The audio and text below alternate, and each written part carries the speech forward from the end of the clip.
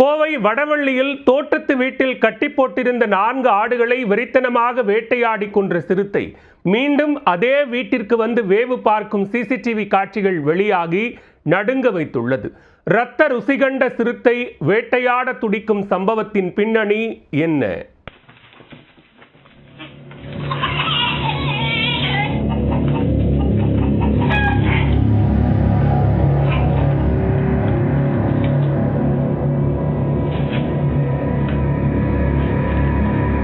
தோட்டத்து வீட்டில் கட்டி போட்டிருந்த ஆடுகளை வெறித்தனமாக வேட்டையாடி கொன்ற சிறுத்தை. திரும்ப வந்துட்டேன்னு சொல்லு ஸ்டைலில் 6 நாட்களுக்கு பின் மீண்டும் அதே வீட்டிற்கு வந்த சிறுத்தை. நான் வந்துட்டேன்னு சொல்லு, திரும்பி வந்துட்டேன்னு. ரத்த ருசி கண்ட சிறுத்தையை பிடிக்க கூண்டு வைத்து காத்திருக்கும் வனத்துறை. வேட்டையாட துடிக்கும் சிறுத்தையும் வேவு பார்க்கும் வனத்துறையும். தோட்டத்து வீட்டில் நடப்பது என்ன?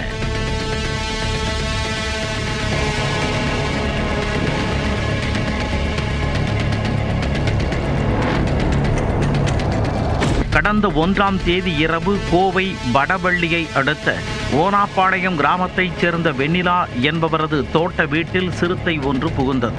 வீட்டு வாசலில் கட்டி போட்டிருந்த ஆடுகளை நோட்டமிட்ட சிறுத்தை அசுர வேகத்தில் சீறி பாய்ந்து வேட்டையாடியது.